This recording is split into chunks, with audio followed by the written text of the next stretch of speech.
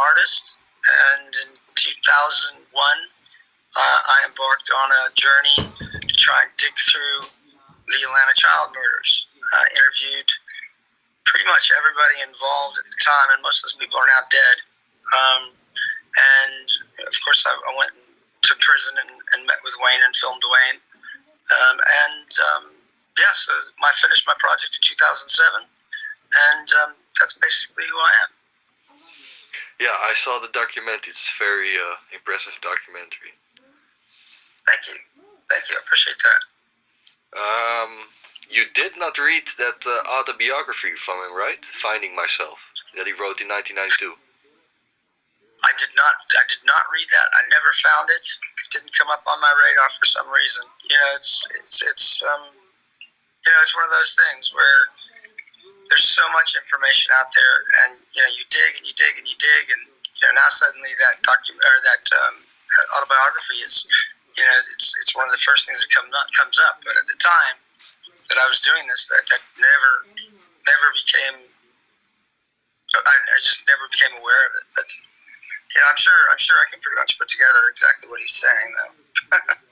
And Wayne also never brought it up by himself. No, he did not.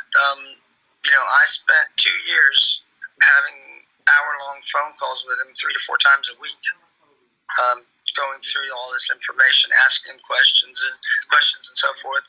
And then, of course, I was granted an interview with him on camera, and we had an hour to go in that interview. And then we also sat on a couch outside the interview room for another hour. So that was all off camera, but so I had 2 hours with him. He never brought it up in any situation, so I don't know. I don't know anything about that book, to be perfectly honest with you. How would you describe Wayne Williams with your interactions with him? Describe him? Yeah. Okay, he's hyper smart. He's about 5'6", but he has quite a commanding presence in the room. He has access to just astronomical depths of information in his head, memorized. I suppose he's had a lot of time to memorize things, though. And he's not I don't think he's a very trusting person in terms of, working with people on various things, because I think he's a bit tired of being the focus of things. But at the same time, I think he enjoys the attention. But I don't know. He seems like a narcissist. I found a few places where he lied to me, just flat out lied to me. So there's that aspect to him. He's a complicated dude. Do you think he's actually innocent? Shit, I tell you what, I can argue that he's innocent, and I can argue that he's guilty, and I can bring facts and support it with documents and audio and videotapes and what have you. Either way, I could argue it either way. Do I think he's guilty? I think ultimately, when you get down to the bottom of the whole thing, if he's guilty, he was working with other people or another person. In my mind, there's no possible way that Wayne could have pulled all this off. Mm-hmm. I highly doubt he would have been able to kill Nathaniel Cater. Nathaniel Cater's 6 foot and Wayne's 5'6". Nathaniel Cater's built pretty well, very strong guy. And Wayne, was a short, sort of portly kid at the time. Jimmy Ray Payne is the other adult. Those are the 2 adults that he's convicted of. Jimmy Ray Payne's also not a small guy, but he also has mental struggles. He's mentally not all there. So could Wayne have overcome Jimmy Ray Payne? I think he probably could have, but I don't see how he could have done Nathaniel Cater. So, and there's just far too many of these. He had to have some help. There had to be, some kind of person involved, or people involved with it, if in fact he's guilty. Yeah, let's expand on that. What are the general theories? There's like a drug gang, drug dealings, of course, pedophilia. The Ku Klux Klan, Okay, well, Klan members? yeah. Well, it's funny because, I think that the first one that everybody wants to talk about is the gay angle. The problem with the gay angle is that you have to sort of believe or accept the idea that homosexuals are automatically pedophiles, which is certainly not the case. So, the gay angle, Wayne going around trying to have sex with these kids doesn't hold water, and I think one of the main reasons is that in all the cases, the kids that were found the next day or 2 days later and didn't have extreme decomposition, which, keep in mind, Atlanta's a really hot and humid town, so body sits out for 2 or 3 days. It's pretty maggot-ridden at that point. But the kids that were found immediately showed absolutely no evidence of sexual violation of any kind. So the gay angle, the pedophile angle, I'm not certain about that, to be honest with you. It seems like one of the weaker cases. Then I suppose the pedophilic angle to it is stronger. There were people who were arrested or known to be involved with a house on Gray Street, which is now no longer there. It was torn down to make room for the 1996 Summer Olympics. But there was a house on Gray Street. There's a guy named Tom Terrell. What is the other? I'm trying to remember what the other guy's name was that was there.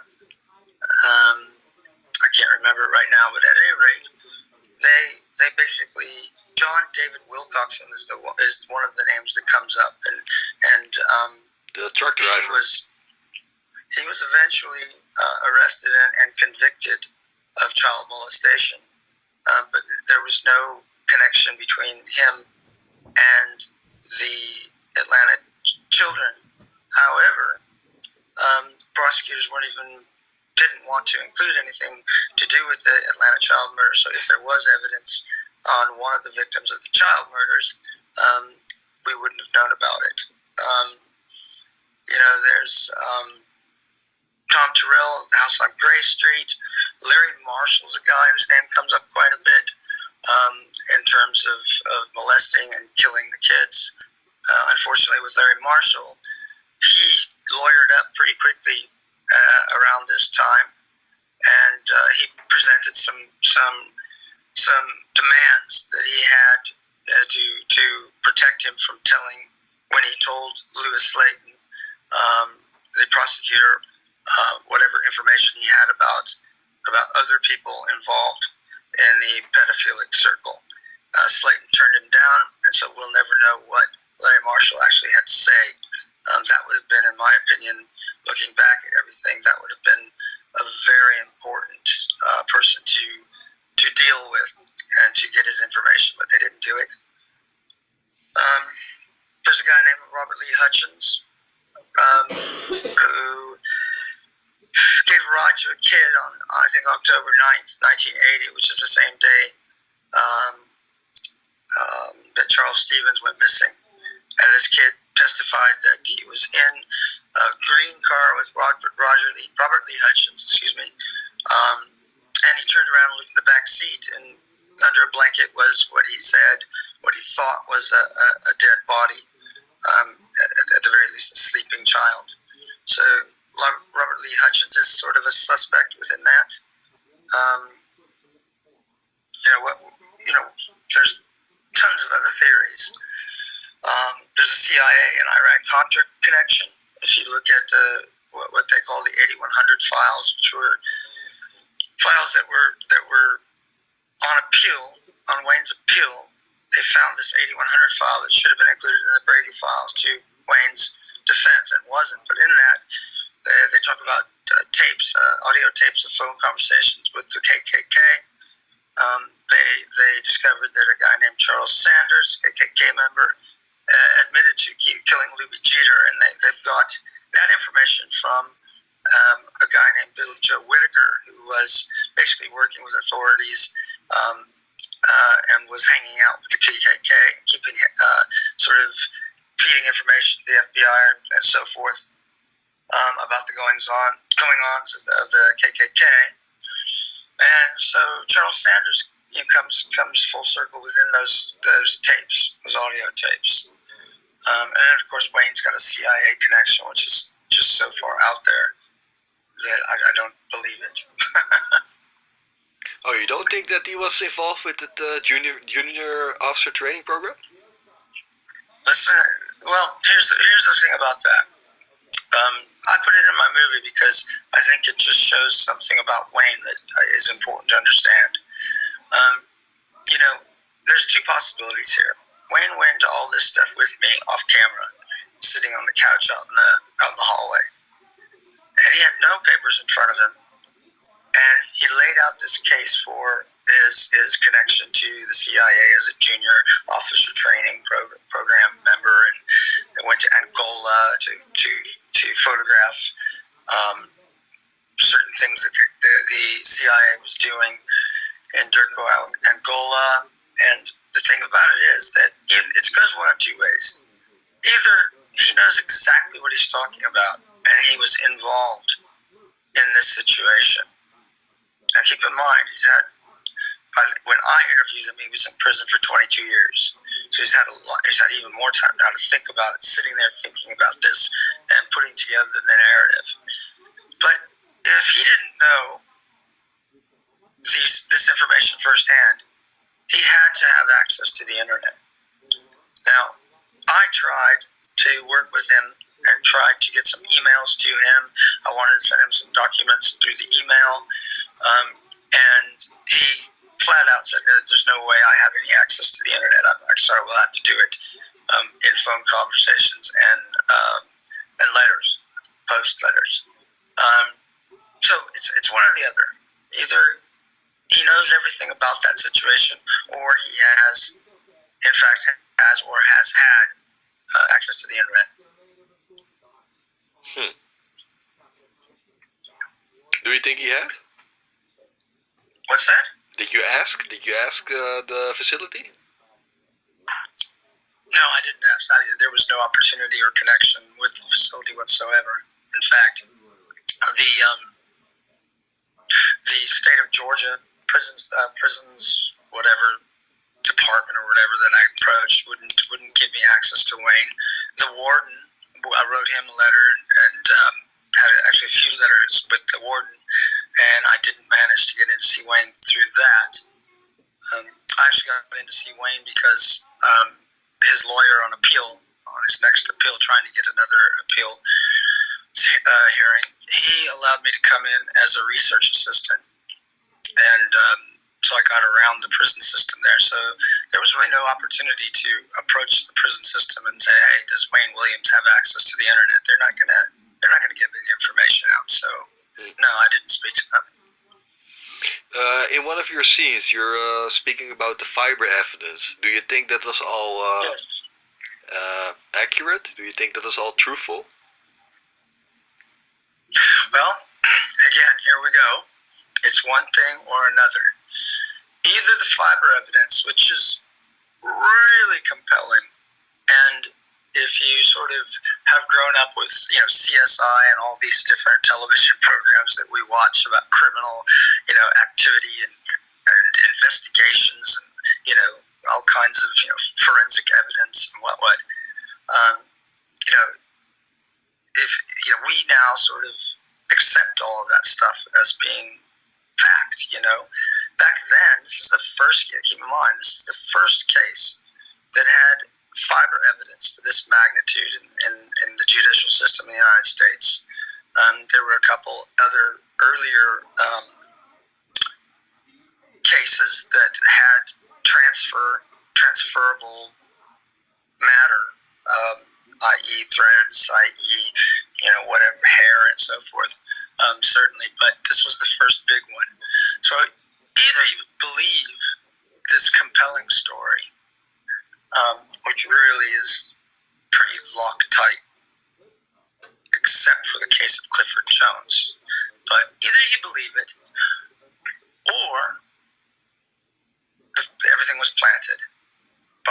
case. It's one or the other, because the evidence is compelling. It is strong. It is really locked tight, except for Clifford Jones.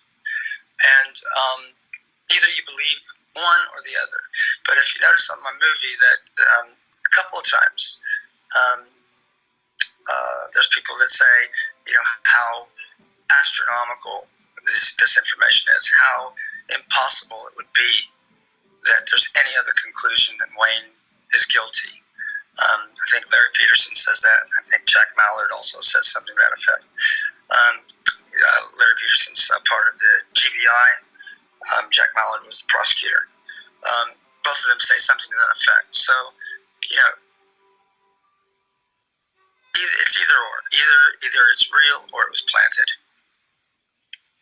No, I found an article in 2015, and there was an FBI whistleblower, and he accused the lab of doing very shady and sloppy work, and that actually 26 of 28 hair examiners had provided misleading testimony, and 95% of the time, 95% over the time over a 30-year period.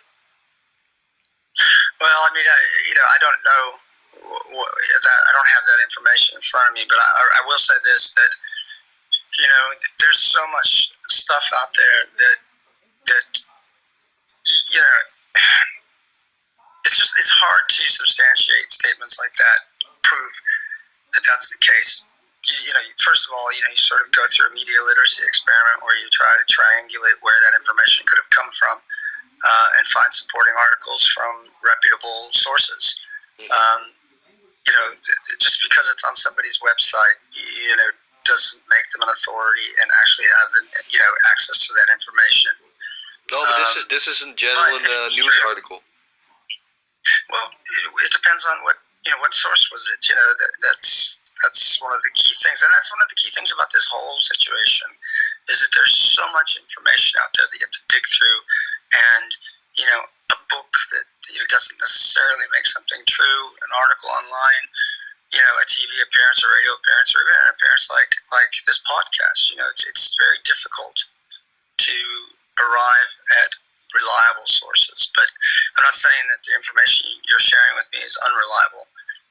I'm just saying that these kinds of things should really be looked at hard. But I wouldn't be surprised at all if there were problems with the fiber evidence, and they had blood, which of course back then there was no DNA testing, but presumably that blood's still around. They took blood out of the station wagon. So what you're saying may absolutely be true. It's just hard to know. Wayne Williams was a very pretty connected guy. Can you tell us about that? About his music industry connections and trips to Las Vegas, Tennessee, Florida? Okay. Well, first of all, Wayne as a kid, first of all, he's sort of looked at as this genius child, and in some ways he is. His high school grades and the 1 year that he spent in college, community college, his grades were just above a D average. I guess low C average. So he wasn't exactly, a star student. That doesn't make him anything less than what he was. It's just something to point out. But he was very ambitious. He started a radio station out of his house called WRAZ, I think is what it was called.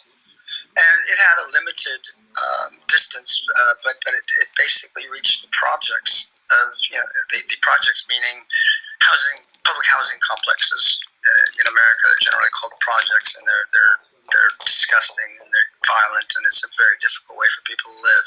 And of course, in most cities that have lower income public housing, it is minorities that live there, and it's just a terrible situation. But his radio station reached most of the projects, the housing projects that these victims, these kids came from, which is kind of interesting.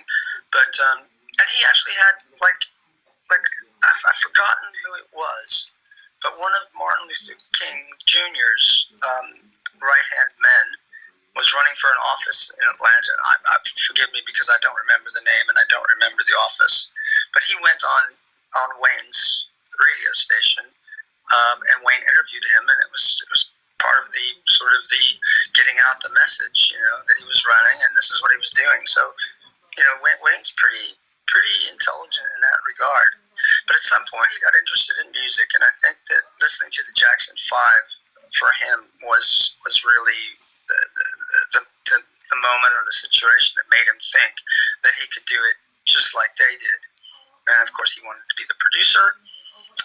He started out, I think it was with an all-female band named Silk that he was trying to get going, and he was doing auditions with young ladies in his house, in sort of this utility room off the side of the house. And so at some point, he is not being very successful with Silk. So he wants to start another band, so he calls his band Gemini, which is, of course, the prosecution tied into the name, split personality, and all that stuff. But anyway, Gemini was his band, and what he did was he went around he made a flyer saying, if you have any talent and you're interested in pursuing a career in music, give me a call, we'll do a free audition. And so he passed out all these flyers at local middle school and high schools. And according to him, which there's no way to prove that this ever happened. I have seen the flyer though. But according to him, he also went to the offices of the task force. The Atlanta child murders had a task force of police, and that was basically Investigation Central. And he claims he went in and handed one of the flyers to Detective Fuller of the task force. She is, in fact, part of the task force. If you look it up and dig it down. And he says that he told them what he was doing because he didn't want to, be part of an investigation, with Atlanta child murders. Mm-hmm. So he claims he handed that to them, but what he was doing, and he also claims that anybody that was a minor had to have an adult with them, which I don't see that as being realistic. But anyway, he would have these kids phone him, and he would drive around and ask, pull kids over from the sidewalk and say, "Are you interested?" And then he would take them back to the side room of his parents' house, off of his own bedroom, and he had a little set up there with guitar, bass and a drum set or whatever, and he would audition these kids. And in terms of like his saying that he went to Tennessee and worked with these various individuals in the music industry, I think that I actually don't believe any of that happened. He claims he went to Florida. He claims he went to Las Vegas, I think. He makes all these claims. And I just don't see them having the money to do such a thing. Now, I hung out with his dad for 3 days.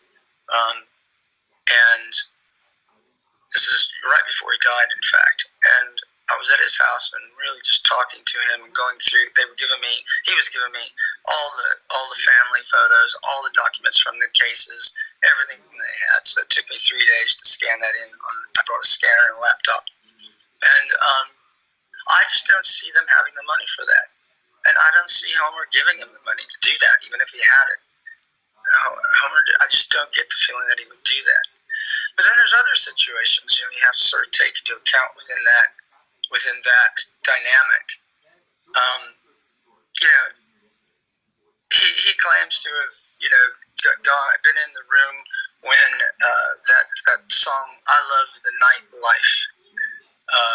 Alicia Bridges was her name. It was a hit in the '70s, sort of a disco hit.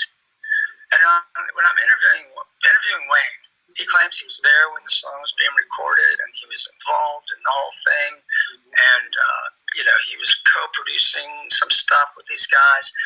And when he says that, he calls the song "I Love the Night Light" instead of "Night Life." Now, I know that's a small thing, but it just seems to me that if you've been involved in helping to produce and you're in the room when this is recorded, you sure as hell would know the accurate title of the song. And I know that's a minor thing, but so I don't believe that he went anywhere to LA, to Las Vegas, to Florida, to Tennessee. I just don't buy it. I don't see it being viable. No, he did was very specific. The persons that he met and the persons their reputation. So. Yeah, but I mean, again, this is interesting because somehow he has encyclopedic knowledge of the people that he worked with. He claims to have worked, with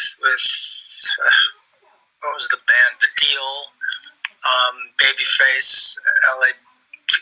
Babyface came out of that band. And he knows the people that were involved in these things. Bobby McVie. He was the producer of The Deal. Robert Tillman, he claims to know. He's a writer of some of the Elvis Presley songs, and so he. Again, he either has this information in his head because it really happened, or he has access to the internet and he can get these pieces of information periodically. He's got a lot of time in his cell and put the narrative together. Yeah, you said you spent with his father like 3 days and you scanned a lot of documents. Do you still own those documents somewhere? I do. Yeah. I've got a release from him to do full ownership of them, and I also found the car that the prosecution says that he killed these kids in, most likely.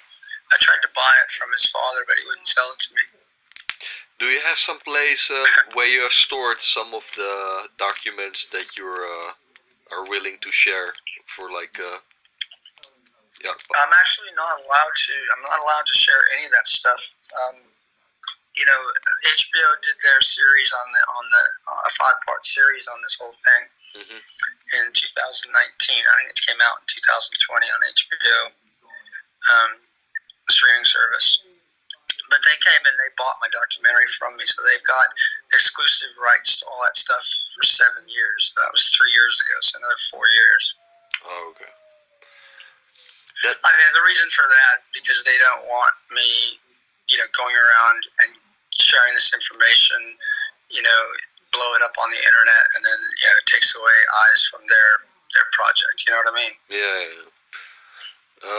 That witness Shirley McGill, you said also that you actually had a video interview with her, but you didn't include it in your documentary, maybe understandably. But do you still have that footage? I do. She's the woman that I interviewed was named Shelley Terry, and she had changed her name because she had escaped from her abusive husband with her 2 kids. And the interview I had with her was really cryptic. It was really, there was the things that she said that really, get the hair on the back of your neck up a bit. And I think that she is McGill. I think her former name is McGill. Mm-hmm. So I believe, that's what I believe. I have no proof of that. I just, in talking to her and seeing her information and cross-checking that with Shirley McGill, I think that's who she was. I think that was her former name that she didn't want to share with me. Is there any way... Excuse me. Is there any way you can share that footage with me, like for personal viewing? Let me see if I can find it. Yeah, really. That First, will be... I mean, I've got it. I've actually got it on a hard drive, but it's in a safe, and I just need to go and look through and find the right hard drive. But maybe. The answer to that is maybe. Let me take a look at it, and let me just reread my contract with HBO. Mm-hmm. If HBO doesn't mention anything about footage that was not included in my movie, maybe the answer to that, maybe I just need to go look and make sure I'm not laying myself out legally, if you know what I mean. Yeah. No, I hope so, because it was your own personal project, Reclamation, so it was your own video footage. Yeah, it is, but like I said, HBO bought it. Yeah, my you're right. that whole project. So I don't want to get sued by them. Can you please make a note for yourself if you can check that out? I will. Okay. I will. I'll take a look tomorrow or Saturday, and I'll get back to you. Okay. Yeah, that would be really interesting, I think, to see your demeanor, and you can also a little bit maybe judge from body language if someone is telling the truth, maybe. Yeah, I suppose obviously I haven't seen that. I haven't seen that footage since probably 2004. So, but I can definitely go back and look at it. But I just remember it being this really strange interview. She was all over the place, and I stayed for a few 3 hours or something with her, and finally I had to leave. And then she started screaming at me that I was just using her for her story, and that I didn't take her seriously and all that. So she's really all over the place, unstable. Okay. Well, maybe. I hope so. I hope maybe we can see it after such a long time. It's a really bizarre interview. I'll give you that. But when you owned all those documents, there was not the document finding myself in it, that autobiography that he wrote. I saw that you sent that. I just hadn't come across it, And to be perfectly honest with you, I had been working on it. I worked on this project for 6 years, and I didn't have any funding. I just did it by myself. Yeah. And traveling around the United States, meeting with all these people was very expensive. So I just sort of. I just sort of got tired of the whole thing, And the other side of it is that, Wayne and I, we sort of had a friendship going there. We were talking constantly on the phone, writing letters back and forth, and I don't know how it actually worked out that I got into the prison. I mean, I know what happened. It's just so bizarre to think about the possibility that could have happened. You know what I mean? Mm-hmm. Just an individual with no credentials, just curious, and ends up in prison with him, which is really bizarre. But so that's sort of the story of this whole thing. No, it will be definitely interesting, I think. But in terms of that documentary, I mean, I'm sorry, that's autobiography. Like I said, I just got to the point where I had to let this go. I had to let Wayne go. Wayne's very manipulative. He knows exactly what he can get away with. He asks you to do things for him all the time. No, there is an. If you want to stay. Oh, excuse me. There is a CNN interview with him, and the reporter, journalist, actually had that autobiography of him, and he is very hesitant to even react on it. I'm sure Wayne's got this problem, and it's he's had a problem with it since he became a suspect, and his what is it? It's no, it was more like he was afraid. He offers up far too much information. He speaks far too much about the situation, and what's that great song by the Clash? Give him enough rope. Yeah, you know what I mean? Mm-hmm. He's like, you give the guy a platform and he'll talk and talk and talk and talk and talk, and suddenly what he's saying, is potentially incriminating. So he may have said stuff in that autobiography that he shouldn't and doesn't now want out there, Yeah. Is there something you would like to add before we're ending this conversation? Well, I don't know. I think, okay. You look at the whole situation. You look at Wayne, being pulled over on the bridge, the probable cause, the case against him as it evolved, the fiber evidence, the number of victims, the different ways in which the kids were killed. There's no consistent modus operandi in terms of conviction against Wayne.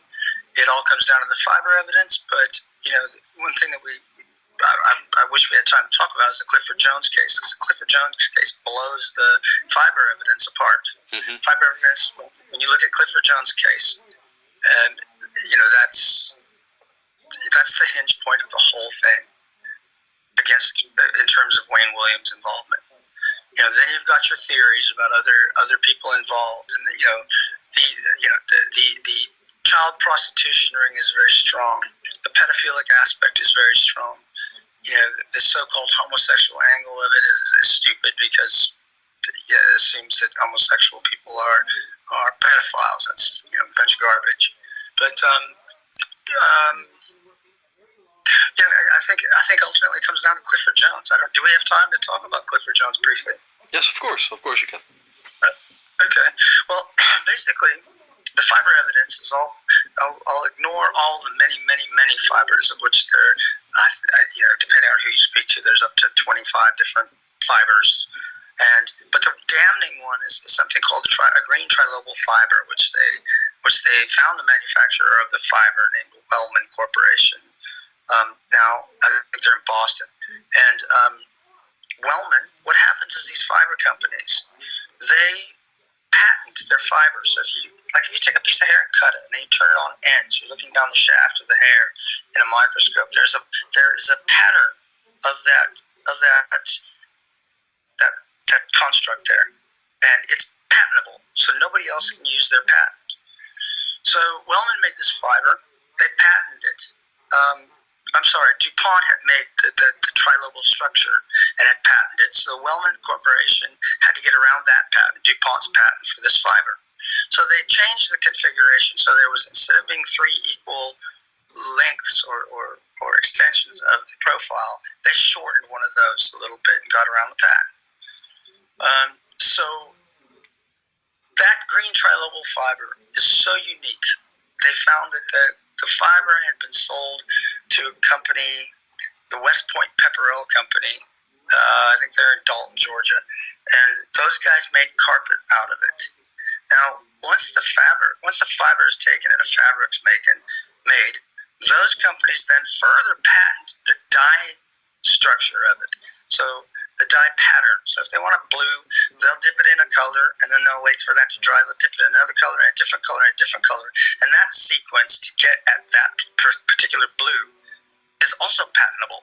So here we've got the Wellman fiber and the West Point Pepperell carpet, green carpet, indoor outdoor carpet, and they found out that so many square meters of it have been sold in and around the Atlanta area, so many to commercial properties, and so many meters to residential properties. And so they found a probability ratio of if they found a house that had this green trilobal fiber, then that was a long way towards finding the environment these kids were killed in or had been in recently close to being killed. Mm-hmm. But then they found when Wayne became a suspect, they went into his house. They found the green trilobal fiber source. They also found many of the other fibers that had been found on the kids. And cotton is not a unique fiber, but there are many fibers that are so unique. And in this case, they had all these different fibers, and they were all found on the bodies, and they were finding sources for many of them in Wayne Williams' environment. So from a probability standpoint, these kids had to be in his room. They just had to be. But now Clifford Jones is a young kid. He's walking around this shopping center in Atlanta, which has now been destroyed, and he's asking people, mostly women, older women, if he can take their groceries to their car for them for a quarter or whatever. And he was collecting cans with his brother and sister. I've interviewed both of them. And he goes missing. And the next day, his body pitches up next to a dumpster at what is the Hollywood Shopping Center, which I think is also gone now. What they discovered, though, police, when they started investigating, they found that a kid was walking behind the laundromat in that shopping center, and he looked through a fan. The fan was spinning, so he could see through it. And he saw a guy raping killing Clifford Jones. He had a ligature with yellow rope around his neck and was raping him at the time. So there's a woman behind the laundromat named Lele Tate, and Lele Tate knows this guy who runs the laundromat. His name is Jamie Brooks, and I don't remember if the kid knew Jamie, but he identified him later for sure. But Lele Tate knows Jamie Brooks because Jamie Brooks comes up to her house often to have a lemonade and a sandwich. So Jamie wears a robe that he keeps changing and stuff, and she recognizes him. She knows him. She sees him in the clothes that he knows him to wear, and he sees him coming out the back door with something heavy wrapped in black plastic, and he takes it over to a dumpster nearby, and he dumps the body. He goes back. So we know that Clifford Jones, we've got 2 eyewitnesses. There's a third guy that was there, but I don't think they ever identified him. So we've got 2 eyewitnesses that knew Jamie Brooks, could identify him visually. So there's if you know somebody and you can ID them, that's a pretty good indicator. That's pretty solid evidence. If she didn't know him and she said, "Oh, I saw this guy," that's not very strong, but she knew him. Mm-hmm. So we've got evidence against Jamie Brooks. So if Jamie Brooks in fact killed Clifford Jones in the laundromat, why does Clifford Jones have the green trilobal fiber on him? Because he does. Now it's interesting because Larry Peterson, GBI forensic scientist, told me he was first on scene. He found the body. He found the rope around the neck. He found petechiae. Clifford Jones was definitely strangled, which is consistent with what the little boy said. Unfortunately, well, not unfortunately, it's the wrong kind of word, but Peterson told me that there was no evidence of sexual violation. So, again, there's kind of this strange anomaly where it's really compelling, and the story kind of falls apart. Yep. But if Clifford Jones was killed by Jamie Brooks in the laundromat, and he was just with his sister and brother not long before that, so we know that he wasn't in Wayne Williams' environment based on the timing of all these witnesses and all this stuff. If Jamie Brooks killed Clifford Jones, and Clifford Jones has the green trilobal fiber on him, and was not in Wayne Williams' environment, then how strong is the fiber evidence actually? Yep. It tears the entire fiber evidence case apart. No, there are some serious contradictions in terms of the fiber evidence. Also with that white van in your documentary, that they actually didn't own the white van when it was actually produced, or when they found it, or the bodies were turned up. I mean, the white what? The white van that they didn't have in their possession, but still they found fiber evidence in it, I think. In the laundromat there? No, it wasn't a scene in your documentary. One of the latest scene about the fiber evidence. I'm not following. Repeat that? Okay, we're in the fiber evidence section of the movie, and what are you saying? There was like that Wayne Williams and his father owned a car, a white van. Yes, the white station wagon. Yeah, only it was not available in the time frame that I think one of the victims died or disappeared. That was the Ford LTD that we're talking about, and that would be the Charles Stevens case. And they had a Ford LTD that was only a year or two old, and it was having horrible problems, and they kept having to take it back to the dealership for repairs. Presumably, it's still under warranty, and they didn't have access to the Ford LTD, and yet they've got fibers from the kids, from Charles Stevens specifically. We've got fibers from the Ford LTD carpet, both in the back seat and also in the trunk. Now, what they discovered with that, like you were just saying, they didn't have access to that car when Charles Stevens was killed. They didn't have access the next day when his body was found. How is it possible then that the carpet fibers and the trunk liner fibers are identifiable then? Well, so what they discovered though was that they had rented cars while the car was in the shop, and I forgot it was another Ford brand, Fairmont. I think it was a Ford Fairmont, which is sort of a cheaper car. And what prosecutors found, they found the rental records that corresponded with those time spans. And so all of a sudden it's like, okay, he didn't have access to the LTD where the fibers are from, but they've rented a car that's also a Ford. And what they discovered when they pulled fibers from that car, that it was the same carpet manufacturer and supplier to the car dealerships. So it was identical to the car that they didn't have access to. So that's also pretty damning evidence, really, if you think about it. Also very convenient for the prosecution. Yes. Yeah, the prosecution, yeah, they put that forward, I think, pretty strongly, and it was actually not discovered when the case started to be tried. I think they found the Ford Fairmont connection during the trial. I think that's what the situation was, if I remember correctly. Okay. William, thank you so much for this conversation, and also let's keep in contact with each other. All right, I'll take a look at that footage and see what the HBO contract says about. It's entirely possible that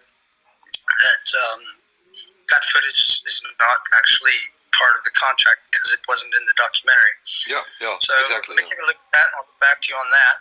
Yes. And yeah. So when are you going to do something with this? Don't know, because I'm also maybe gonna produce a new video about Wade Williams and maybe gonna add it with it. So I don't know. It's always a mystery. Yes, all these projects are. Yeah. I'm also if you go to my website, I'm also investigating over 100 different cases, serial killer cases, and mass murder. So I took a look. Well, let me know if you need any information or something. Just. Thanks so much, man. That's very kind. I think that any of these sort of crazy sort of theories, Wayne's CIA connection and the Mustafa Salim drug connection, and he was selling drugs in and around the projects, housing projects, and he was putting together money as a foreign terrorist or some such thing. I've forgotten exactly what it was with him. But keep in mind all these other, all these kinds of far out there sensational connections or situations associated with this. It's really important to really pull them apart. And when you do that, you find little things. It's like, well, that doesn't make any sense. Like the I Love the Nightlife versus I Love the Nightlight on that song that he claims to have been. It's like you start looking really closely and scrutinizing things. Questions start to emerge. Like, how is this possible? Did this actually happen? And what's the most likely scenario? And I think the most likely scenario is that Wayne was involved, but he definitely had some help. Yeah, but there are some instances that he himself and his father were interested in photography, did a lot of photography, and also with all those young males in the house with music promotion, and then we have the angle of the pedophile groups. So it is, yeah. Those are pretty solid angles. All that stuff you're talking about, those are pretty solid. Yeah. I think the ones that are really outlandish to me is really the CIA connection. Wayne being involved. In that, I think that's pretty out there. I think the Mustafa Salim story is pretty out there. But what is that? What is it exactly? What's that? What is that exactly? The Mebas Dali's story. Mustafa Salim. Mustafa Salim was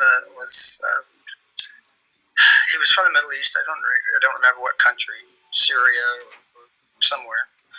And he had come to the United States, and he started up a drug ring in and around the same complex that I think it was Angel Lanier lived in, if I'm not mistaken, one of the girls. And actually, Nathaniel Cater lived in an apartment directly above her. which is another weird connection.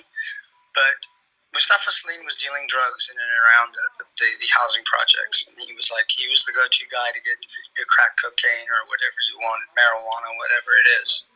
And so he was this drug dealer, and yet there was some weird connection. I don't remember exactly what it was, but some people believe, that he was involved in some of these murders, and that what his motive was, I don't remember. But they ended up.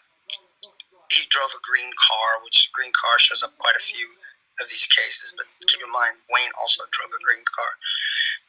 Wayne drove many cars, but the cops chased him to. Somebody phoned in and said they saw him at a national park in the mountains outside of Atlanta. And police went there. They arrested him with 2 other men, and that's where the trail ends on him. So there's something very mysterious about that guy. But I think that it has really nothing to do with this situation. CIA connection. And then there's also the whole Iran-Contra connection, which makes a lot of sense. There's a lot of evidence there, especially in that 8100 file. And most of that 8100 file is where the CIA, the Iran-Contra connection comes into play. And that would certainly explain why prosecutors didn't include it in the Brady files, which they were required to do, and they didn't do it. So, the only reason for them not to have done it was that they were trying to protect something that was in that file. So, this whole CIA connection is in there. The KKK involvement is in there. Recordings, wiretap recordings with the KKK, and they were. That's a pretty. There's good evidence on that connection. There really is. However, it doesn't make it true. No, but if there are maybe some legitimate theories that that there was CIA involvement, then it's maybe also more reliable that Wayne was himself recruited by the CIA. What he said. It's entirely possible. Like I said, either that really happened, or he's really good at getting on the internet while he's in prison and not being caught. So, again, like I said, it's either or. It's one or the other. And but then there's a situation where George Bush phoned the governor, who was in a meeting with Lewis Slayton at the time. Lewis Slayton was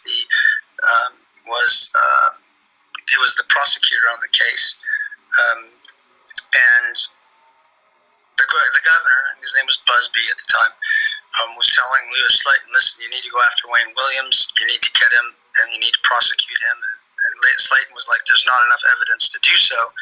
What do you want me to do? And then George H.W. Bush, who was the vice president of Ronald Reagan at the time, phoned the governor in that meeting and said to the governor, either Lewis Slayton is going to prosecute, or I'm going to send down somebody to prosecute for him. Yep. And so basically they had to prosecute Wayne. Then later, at the appeal of Wayne Williams, there was an appellate trial, and in front of the Supreme Court Justice of the state of Georgia. And everybody's always, Lynn Watley, his lawyer, and there's tons of people out there that believe 100% that the Supreme Court overturned Wayne's conviction, granting him a new trial based on evidence and some contradictions in the prosecution, and certainly the 8100 file, the Brady files was part of that decision.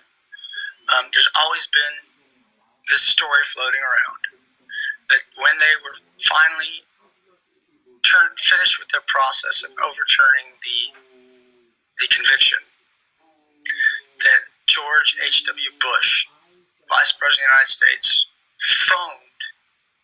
phoned into the chambers and said to them, you are not going to overturn this.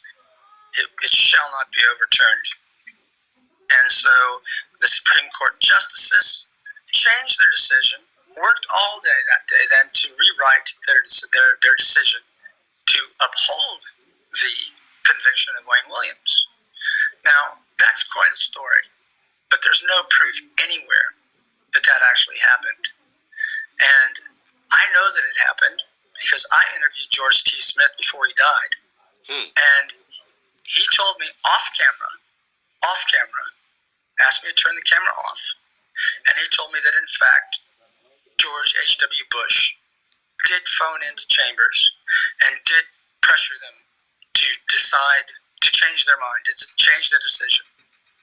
And George T. Smith was, I think, one of 7 Supreme Court justices of the state of Georgia, and he wrote a dissent supporting their original decision and laid out his case why conviction should be overturned. So I know that happened for a fact because he told me that happened. And, he basically told me never to tell anybody, and he's dead now, so I don't feel particularly that's pretty interesting. Telling the story now. Yeah, well, it's in my documentary. There's a point in the documentary where I'm interviewing him, and he's talking about the decision to overturn. I thought it was half like a little bit speculative. I didn't thought it was fact. Yeah, well, I asked him. I said, he says that in the interview there that I've forgotten his exact words, but he alludes to the fact that I asked him. I said, why didn't the other Supreme Court justices believe like you did? Why didn't they agree with you to overturn the conviction? And I worded it that way because I didn't want to directly ask him. I was hoping to sort of bug around it and get him to say something. And what he says, listen, I can't answer that question. He said, I can't answer it, but I can't 100% support my statement with absolute truth, and I won't go on record. So towards the end of that interview, he says, listen, turn the cameras off. So I turn the cameras off, and he's making sure that the cameras are off. And I show him that the red light that each camera does is turned off, so the cameras were off. And he told me point blank, he said, listen, what happened is that we voted to overturn the conviction and give him a new trial. George H.W. Bush did phone into Chambers, and that is what happened. And so the story is absolutely true. So I believe is reliable. Yeah, of course. Supreme Court judge. Yeah. That's a reliable force. Well, so that, yeah. Thank you so much for this conversation. All right, cool. Well, let me know when you do something with it. I'd love to hear it. Yeah. And I'll get back to you in a couple of days. I'll dig into that Shelley Terry interview and see if I can share that with you. Thanks so much, man. Have already a good weekend, yeah? Yeah, you too. Thanks for this. It was cool. Thanks, man. Bye.